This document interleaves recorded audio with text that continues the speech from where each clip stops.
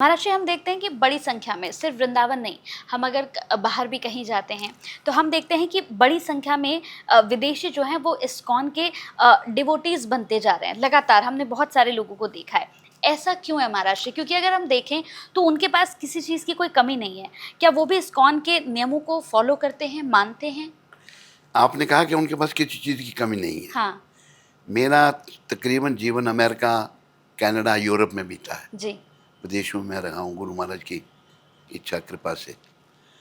उनके पास सब कुछ है पर मन की शांति उनको नहीं है। आप कहते सब कुछ है, कुछ भी नहीं उनके पास।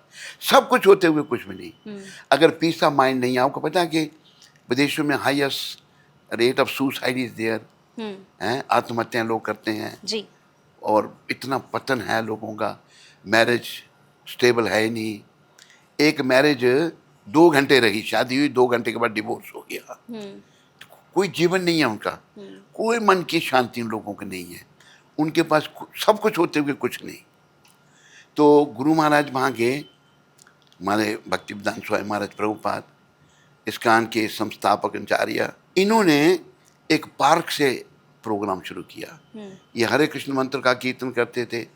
हरे कृष्ण कृष्ण कृष्ण हरे हरे, हरे राम राम राम हरे हरे। न्यूयॉर्क में एक पार्क है, टॉम्किंस स्क्योर पार्क। वहाँ वृक्ष आज भी वो खड़ा है।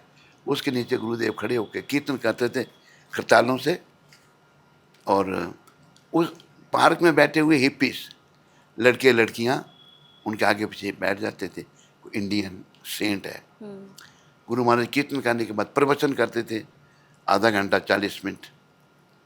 फिर पूछते एनीबॉडी हैज एनी क्वेश्चन। लोगों के अंदर जिज्ञासा शुरू हो गई।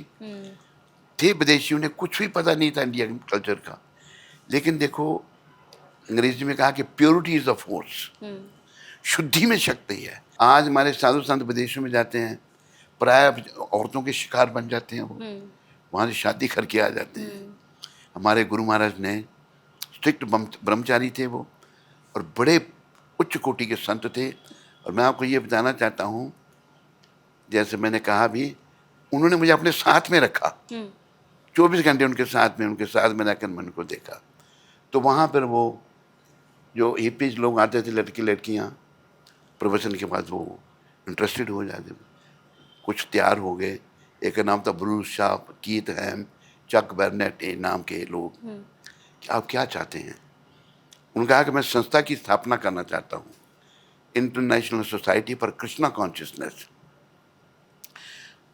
तो उन्होंने बोला आप गॉड कॉन्शियस करो। लोग कृष्ण को कोई नहीं जानते। कहते नहीं, गॉड कृष्ण है और कोई गॉड नहीं है।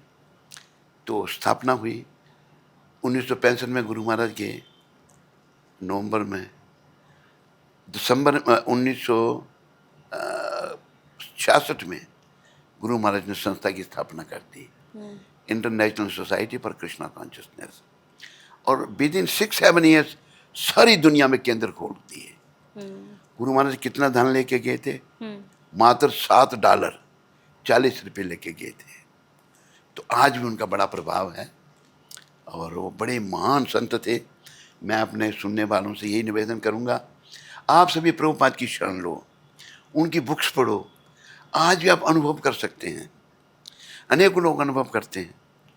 हमारे हमारे संपर्क में एक डॉक्टर आए, उनकी पत्नी अच्छी, तो वो भक्त हो, शिष्य बन गई हमारी। डॉक्टर जी खाने पीने वाले थे, खाते भी थे पीते भी थे। वो उनकी पत्नी कहे, महाराज डॉक्टर साहब को चन्नी लगा लो, आप बार बार कहें।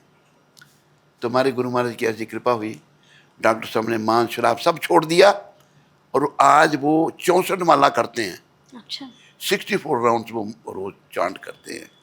तो ये हमारे गुरु महाराज का प्रभाव है। ऐसे कई नास्तिक आस्तिक बने,